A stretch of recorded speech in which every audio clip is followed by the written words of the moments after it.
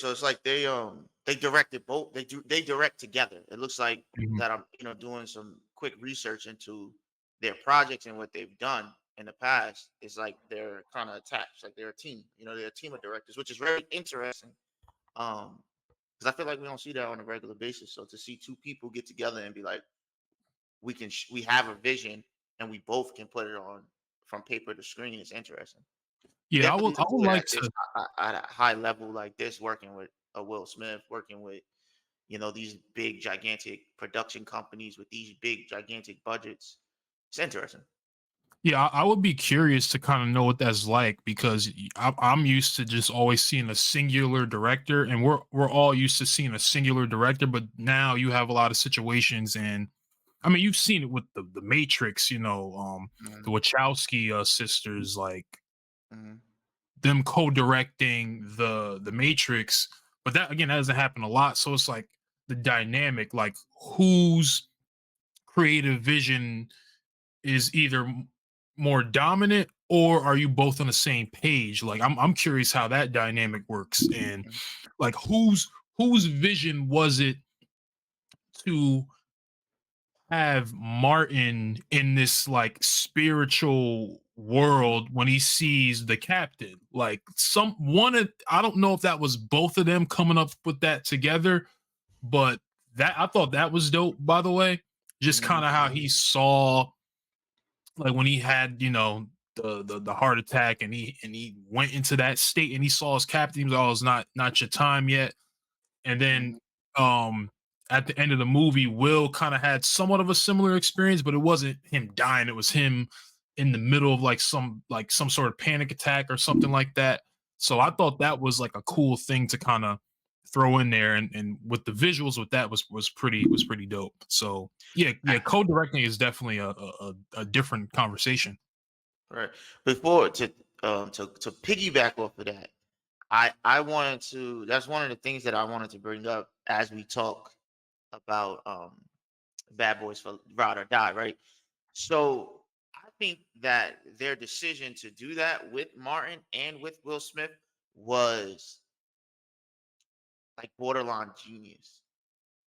Now, obviously, you could say that because for me, anyways, it worked. Like it worked really well for me. It might not work for everybody, but the idea to age them in that way, to make it to not make it feel like they're superheroes, I thought was a genius in a sense, right? So we get to see Will Smith character Mike Lowry in a completely different light. So it's kind of like this is a new character that we're kind of viewing in this particular film, which is ideal as you get older, like as you age, from a sense of like when I was in my 20s, I could run, I could jump up, get out of bed and go for a 6 mile run like it's nothing.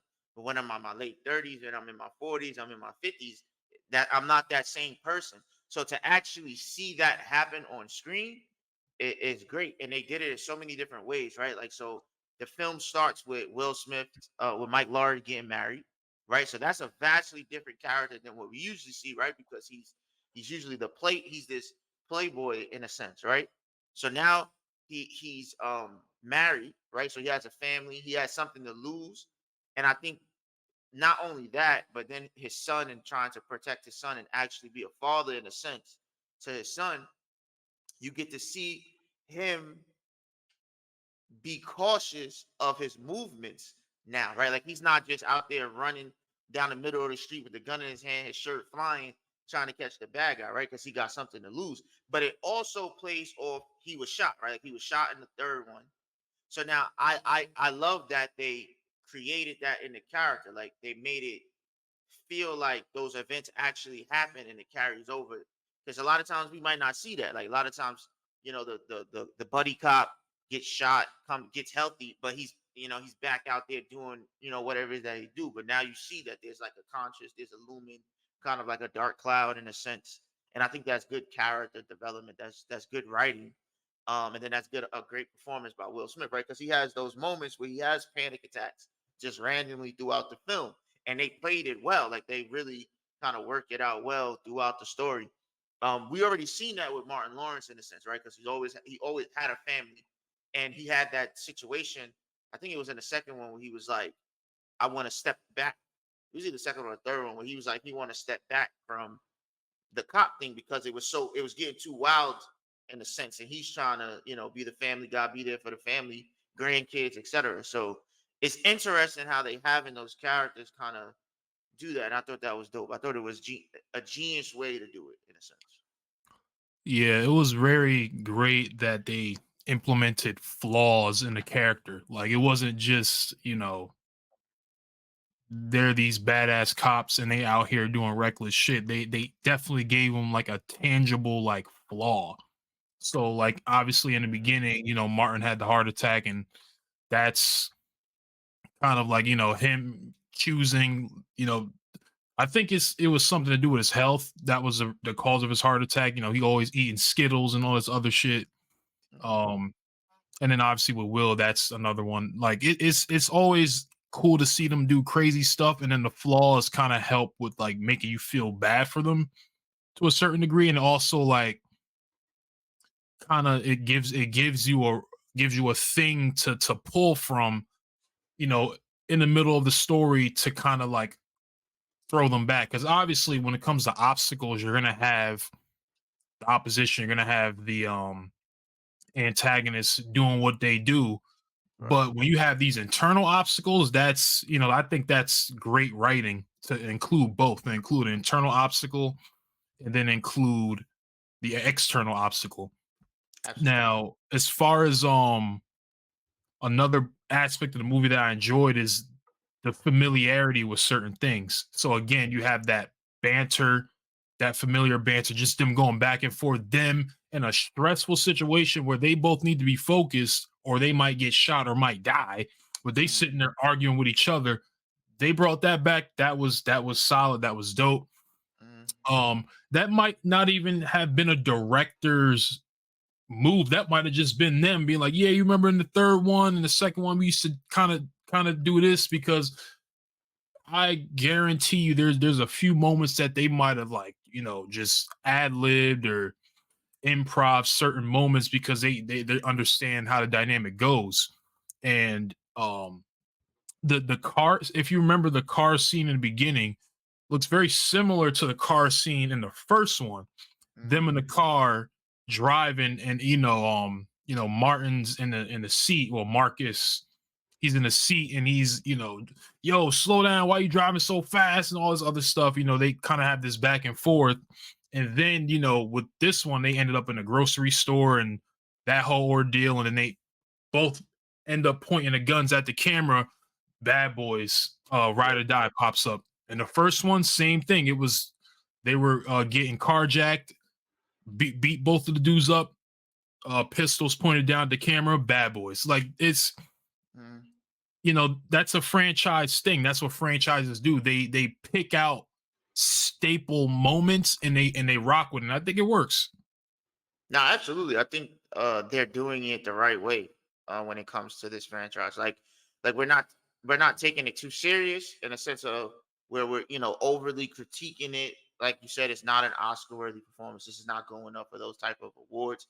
It's definitely a fun action film for the summer. You know what I'm saying? Like it's definitely one of those type of films, and it's great to see that they can carry that. And I feel like when you have two creators, two actors at the caliber of a Will Smith and a Martin Lawrence, you can get that right. Like they're seasoned enough, and they've done this enough, and they're worked with each other enough to where they can bring those elements um, that they've had throughout the entire franchise over the last 30 years or whatever the case may be.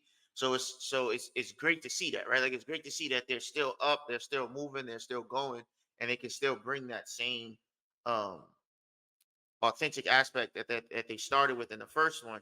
Now, even though directors have changed, whatever the case may be. So I that's one of the things that when you bring that, that's one of the things that I enjoyed the most. Also, was that it feels like this, like we get to watch their entire journey from start to finish. It doesn't feel like it's just a snippet out of um their particular story. It's like we've seen the first one, you've seen the second one, you've seen the third one, You've seen the fourth one, right? So we and then there's moments like that we've seen Mark I mean Will Smith, Mike Lowry go from player to married, right? We've seen Marcus go from from that kind of comic relief aspect of family man, I need to go home at night type cop, to in this one he was getting behind that rifle, he was making moves, like you've seen how his character grew, in a sense. And I think that's like it's dope. Like it's great to see that we still care about those type of things, even in a fun action packed film like this. On top of another, and then the third thing that I really enjoyed was how they was able to introduce new characters and keep old characters and give them their spotlight, right? So we're Mhm. able to see these characters grow even though they have minimum time on screen, like the son. We introduced him. He's different than what we were introduced him in the third film that he is now, right? And now they done it in such a tasteful way that I'm intrigued to see something of just him, right? Like I'm interested in knowing how he went from little boy to this cold killer that he was. And like that scene in the prison, what I'm saying? Like I'm Mhm. interested to see how he became, that guy. I mean, obviously we have a good idea, but that to be able to show that in such little screen time is great. The same thing that what they did with Reggie. Yep. Like that, and I think it's great that they was able to continue to bring the same actor back to play that character. Like he's literally been that character since he was, a young man. So to see him grow in that character himself over the years, and then to give him, and then for them to give him, that type of moment in a big film when you have a Martin Lawrence, when you have a Will Smith, I thought that was dope, and I think that's something that we don't see on a regular basis. No, I definitely agree with that. Yeah, there's a lot of good things going on with that movie that I really enjoyed. And it's crazy because I was thinking about the whole time, like, and I guess I'll just ask you this question: do you think, as far as do you think anything was gained or lost with the swapping of the directors? Because you said because Michael Bay, he directed the first couple ones, so it's like, okay, and we're familiar with Michael Bay's style, his camera style, like what kind of shots he likes to do and all that stuff. And now we're transitioning to these two people. So do you think we lost or gained something with that, or neither? Like, what's your thoughts on that? So for me, I think I don't think we lost, or I don't think we really lost or gained anything. I feel like they kept it on that par, right? Like I felt like they didn't like implement themselves and try to change what Bad Boys was. So Michael Bay came in, set a standard, gave us a project that I thought that we all kind of know and love in a sense, and then they was able to come in and kind of not and piggyback off of that, right? Like they was able to understand what the franchise is, what it represents for the culture, etc. And then they was able to maintain that and keep pushing in that direction, right? So because they also did the third one, so that so this is their Hmm. second one in the franchise. So Michael Bay did the first two, and then these two creators did the last two. And I personally feel like this one is one of my favorite ones, and I Hmm. I also like the first one. The first one is my favorite one. And I feel like this one is second. It's my second favorite. So I would be like Bad Boy 1, 4, and then 2, 3. If that makes sense, that Hmm. would probably be my order of the franchise. So I personally don't think they dropped off. I do think they elevated it. But I feel like that's what you're supposed to do. Like as you go, those films kind of get better and better, which we don't usually see in sequels, right? Like for whatever reason, some sequels, majority of sequels, they tend to fall off, especially when they switch up um directors, creators in a sense, right? Some actors fall out and you got to kind of replace, which they was able to do um in Bad Boys, right? Like they replaced Marcus's wife, and I didn't really feel a difference in that. You know what I'm saying? Like I didn't feel like something was missing, even though they implemented um a different actress to play that particular character. On top of they every series, every film, they was able to add new characters, new pieces that brought a different light to it. So and then there's aspects of it too where it's like in the first two they had the twin, I mean the Spanish cops where they was like they used to joke back and forth on. They were in the first two, they wasn't in the next two, right? So there's even actor characters that they removed, and then added other characters too. So I think they've done the entire thing great. Like I'm not mad at any moves that they made. I understand, the direction that they decided to go into, and I'm 100% on board with it. Yeah, I think what I like is when directors are able to let go of, certain ideas, like certain, franchises, and allow other people to kind of step in and kind of give their own interpretation of the idea. Um, Again, that could be a good or bad thing. It could be a good thing because you could literally see this franchise kind of unwind into a different direction than what you might have imagined. Everyone's imagination is different. You might Michael Bay might have had an idea for 3 and 4 written out, but he might have and this is just a speculation, he might have read that idea and be like, "You know what? I don't know. This is kind of repetitive, kind of similar to, 1 and 2. Maybe let me hand this off to somebody else. Let's see. Let me hand it off to somebody else that I trust that they can, they have the ability and they can bring a fresh idea to it." And that's a good thing because you can really see the story just unfold in a different way, and it can be told in a totally different way. Now it could be bad if it ends up in the hands of somebody who doesn't really do the homework. They don't really understand, like, what's at stake as far as like who the fan base is and who the movie is Feel attracting in the first place. So it's a lot of factors that can like come into that. So yes, and we had this conversation way in the past about franchises and hmm directors and all that stuff. And yeah, I'm all for franchises continuing to be here.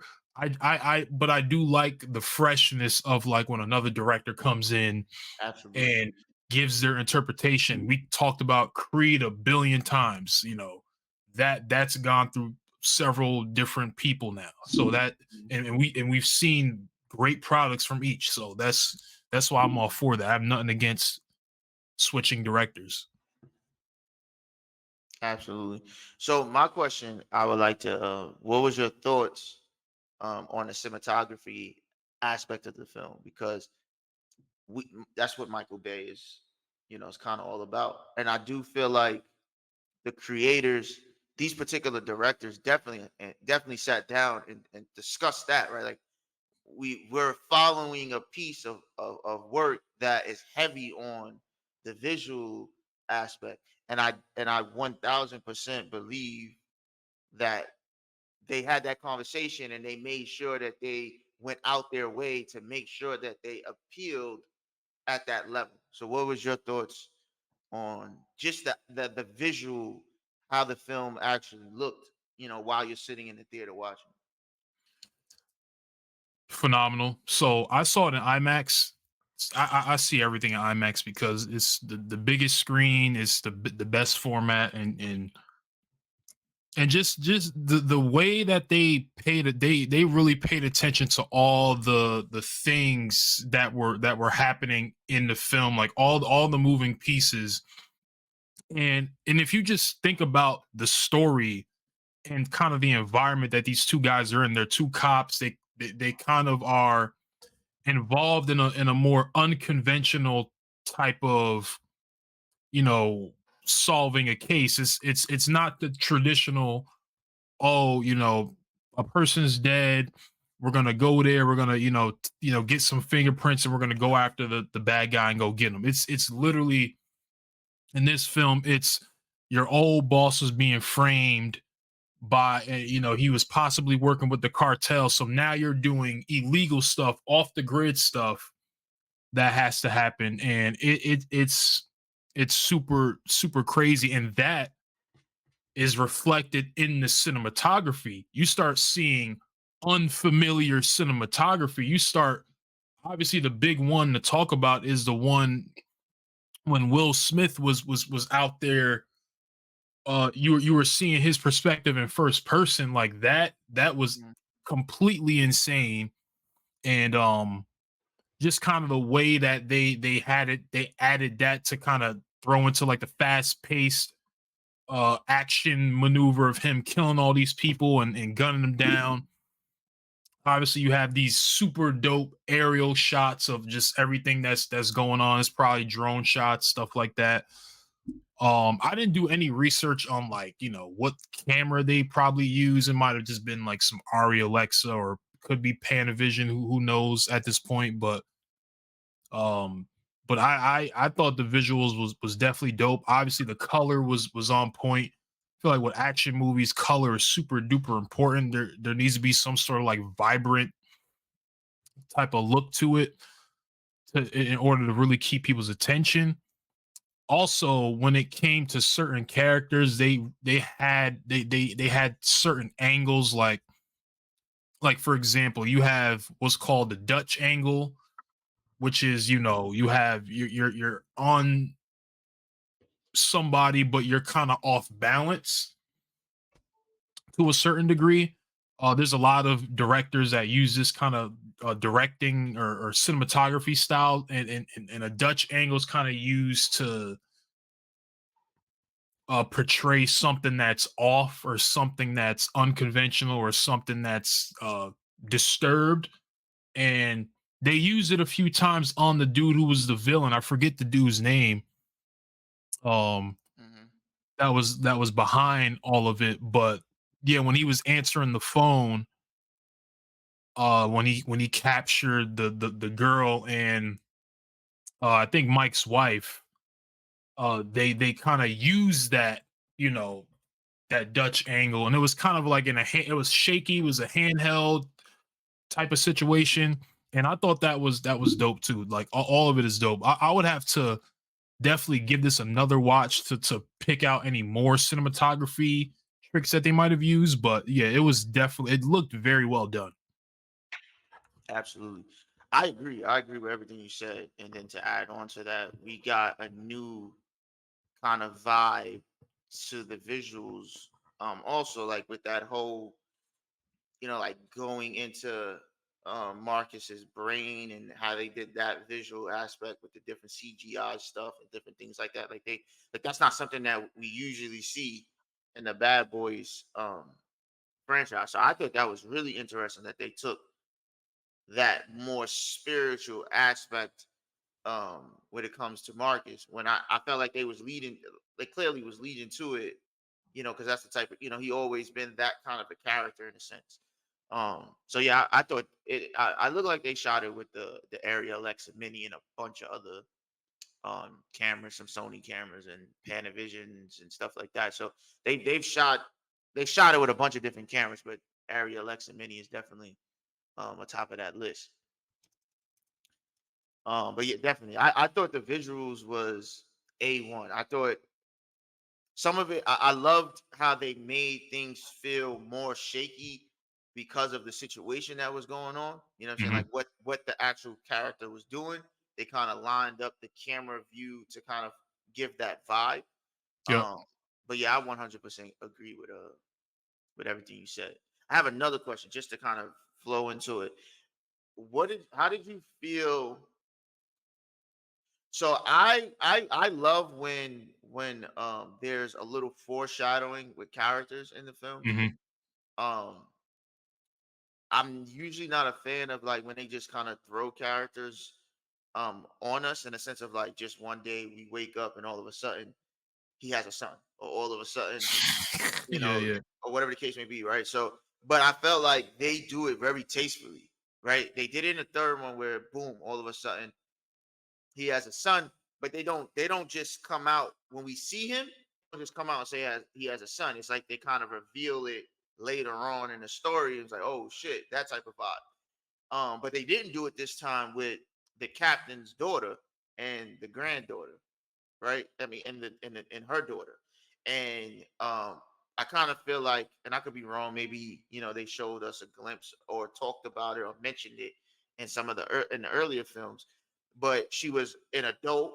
She was grown. She was a U.S. Marshal. She was out there, and then she had this kind of grudge against Will Smith that I thought acting wise they showcased it well, right? Like she kind of played her character well, even though I kind of felt like obviously I know what she's gonna do, right? Like she's obviously not gonna kill Will Smith's son. She's obviously, angry about the situation, how it played out, but she still has a love for Will Smith. She's known him her whole life, et cetera, et cetera, right? So I thought that was interesting how they create these characters out of nowhere, introduce us to them in a tasteful way, to the in a point where we're now invested. I'm invested in Will Smith's wife. Like, who is she?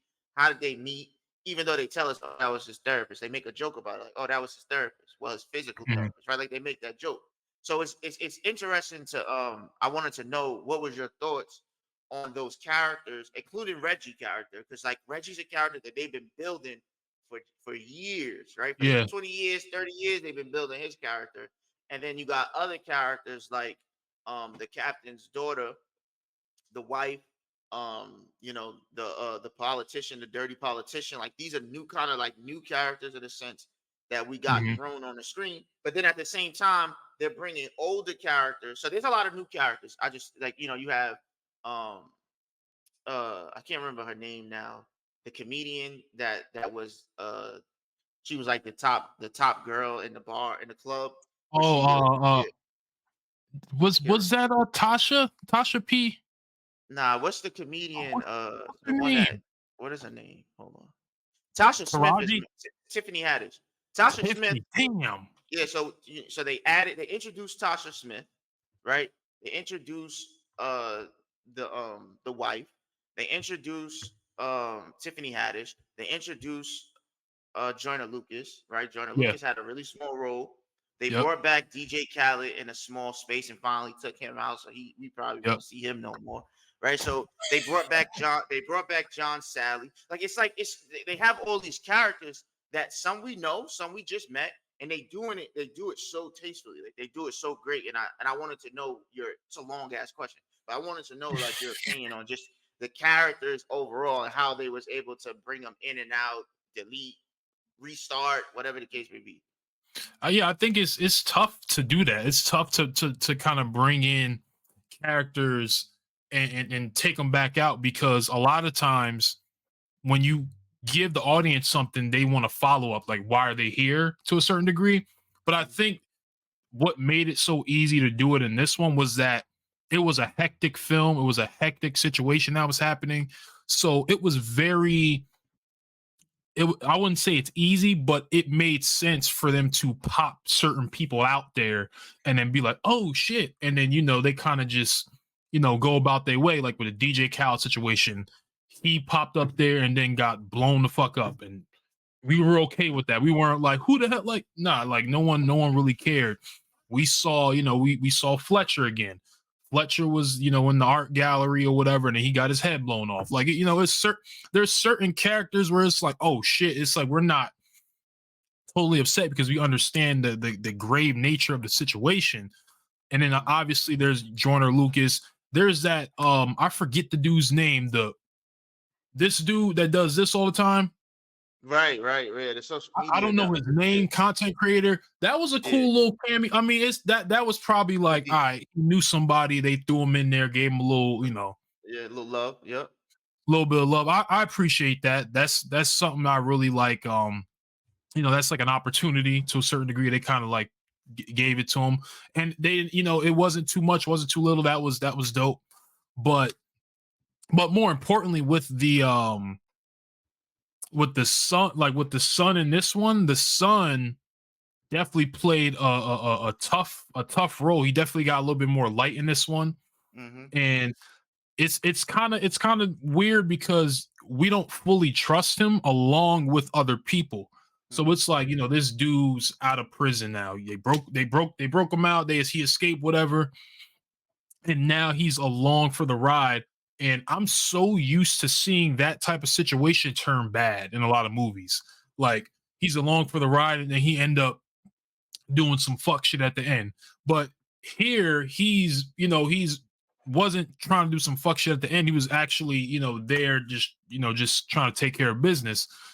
And what was cool was, and this was amazing writing at the end, when he's protecting the captain's, I guess, the granddaughter, the Mm-hmm. youngest one, Mm-hmm. was protecting her from all these people. He killed the two dudes, and then the daughter comes in and is about to kill him. And in that moment, she you can literally watch her face and watch her eyes, and watch anger turn into like sympathy, or Mm-hmm. regret, or whatever. Kind of like, she was about to kill him because of what he did, but then he also like saved her daughter's life. So she, in that moment, somewhat forgave him. Mm-hmm. And then she kind of looked back on it like, you know what? I can't keep holding this grudge forever. Like, they did it in such a Right. small moment, and that's all you needed. You didn't need Yep. a 10-minute scene. You just needed that moment. And it played well. Will showed up, and she was Mm-hmm. like, "Get out of here before I change my mind." That, and then it was up out of there. That was solid. I thought that was really dope. I But agree. I agree with the idea of you always see this type of situation go more in a negative light. yep. I think that they took, in my opinion, this is a more realistic approach, right? Like, if we just guess about, if we can make an educated guess based on his skill set and what he's done, that his entire life up until that point, what we gonna say, he's in his early 20s, right? The character's probably in his early 20s or whatever, mid 20s.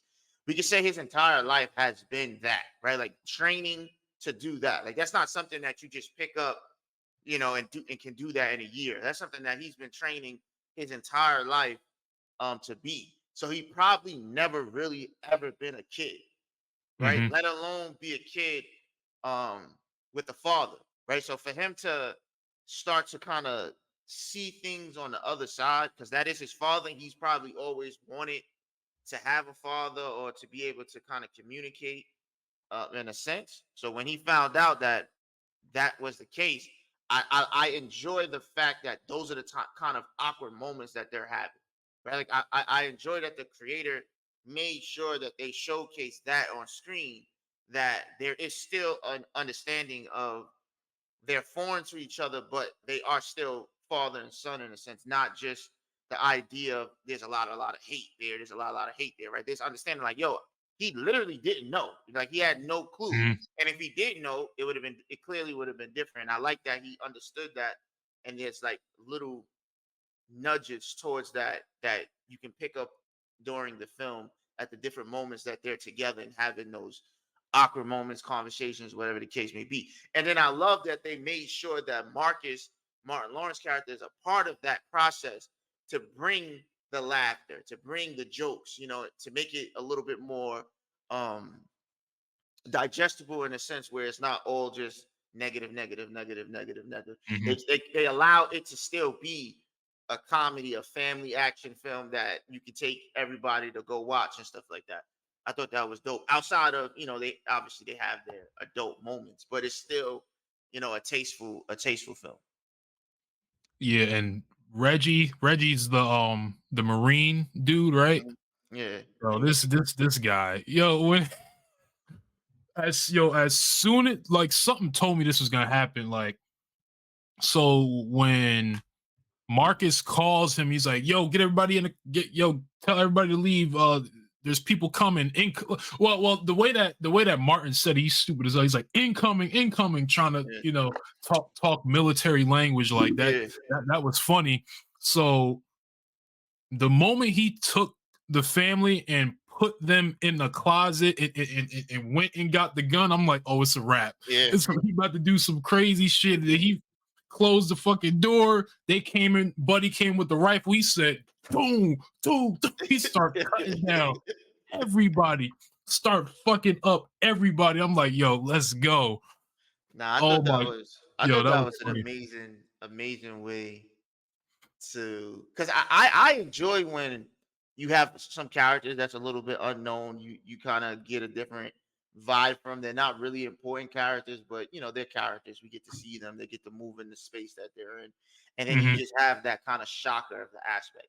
Did I expect him to go full on, commando, and tear down everybody? No, I thought it was gonna be like a fight to the sense of, get up out of there. Maybe I didn't think they would he was like sacrifice himself, because I didn't think it was that kind of film.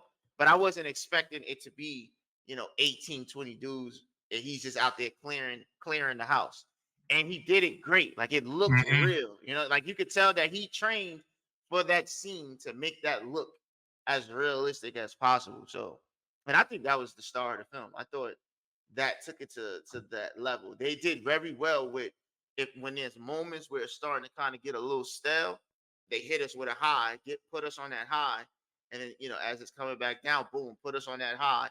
And I think they mhm. did a great. That's like a phenomenal job to be able to maintain that for 2 hours. Yeah, that was dope. The fighting choreographers, they don't get enough credit. Like Hmm. the way that they structure these like fights and just the movements and all that stuff, that by itself is its own rehearsal. Like I know you've seen other action films behind the Hmm. scenes, especially with Keanu Reeves with John Wick. You Facts. seen, you read about him, you know, training for 8 months with like martial arts, or training with katanas, or training with like Hmm. firearms and doing all this stuff just to prepare for these scenes that have all these fighting maneuvers and all that stuff. So whenever I see that, I'm like, okay, this took time from start to finish. And on set, I know it takes time to reset all that, because let's just say Exactly. you grab Uh-huh. somebody and you throw them into a wall and the wall breaks. Cut, reset. Somebody Yeah. got to put in a new wall. They got to accumulate themselves, and they got to figure out how they're going to do it again. The people got to come in, sweep this up, do that. 30 minutes later, do it again. Or maybe they might do it Right. they only got room to do it twice because they only have so much materials. It's so great just seeing all that stuff. It's a And lot.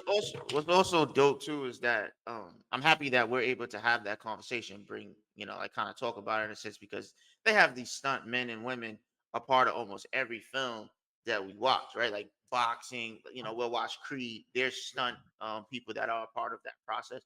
We watch. It's not just action films that they kind of have those aspects where they're vital to the film, right? Because if you're doing if Will Smith is doing his own stunts and he gets thrown up against the wall, and shifts a disc because he's over 50, the whole Mhm. shit is getting shut down, right? Like, so now we're not seeing this film for another 6 to 8 months or a year or however long it takes for him to get back to where he needs to be for the film, right? So you have That's those a fact. individuals that actually take these falls, that actually get beat up. And and it's funny that you bring it up, because we went and saw a Fall Guy, who kind of Mhm. sheds a lot of light on those particular actors and Mhm. creators. um so it is dope to be able to see them do that. And I'm sure some of these actors that actually play in this film are actual stunt men and stunt women, and Oh yeah. they'd be able to kind of move up and become an actor, like they have the face, or whatever the case may be, their luck or whatever the case. So it is definitely dope to see all that stuff. Instead of seeing something like John Wick or those type that caliber of film where they're really fighting, they're really getting thrown, they're really falling down those steps or getting hit by a car, or getting set on fire, or whatever the case may be. Yeah, it's funny, man. And of course, at the end of the day, it is action comedy. And I was pretty much laughing in every scene. There was a Same time. moment where I definitely laughed. The freaking the scene that really like had me in the theater like laughing loud was like when this was towards the beginning, when Martin first gets home from the hospital, and he now, you know, uh he's aware that his wife kind of understands his condition, is putting him on a diet. Mhm. So when his wife walks away, he walks up to Mike. He's like, Mike, I'll pay you Yeah. $1,000 for some Skittles. Yeah. The lingo is what gets it. Yeah. I was done. I was finished. I'm like, yo, this dude's crazy.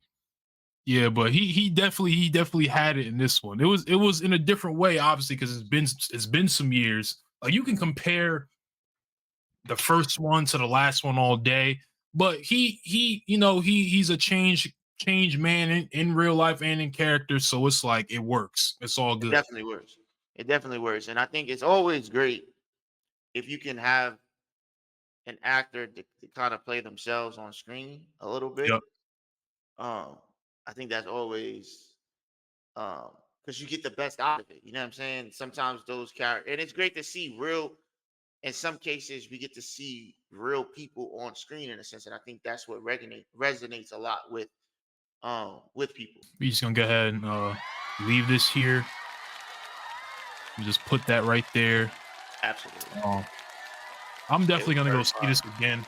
I'm I'm, Absolutely, I'm seeing this again I might go see it again because tonight. yeah, this is one of those movies where you know how you have a rotation of movies that you kind of go back and watch, every once in a while. Like this is definitely this was well done. I really like this movie, man. Like I have nothing like Hmm. negative to say about it. Like of course anything could be improved, anything could be better, but what I received like as far as the experience in that theater, I thought it was dope. I thought it was cool. I 100% agree. I don't really have anything. I don't even feel like I kind of have anything to really nitpick. I think the film, as it stands, is a great body of work, especially for what it's worth. Right, it's a summertime action film. You got some of your favorite actors, buddying up together and giving us authentic laughs. You know, it still has a really good story. The story wasn't, it wasn't like the story was lacking and the action was lacking and then nothing. Like it gives everything that kind of needs to give. It gives you the surprises. It gives you some laughs. It gives you some like dams. Like it makes you feel those emotions as the story is going on. Um, I ain't got nothing to say. I definitely give it certified.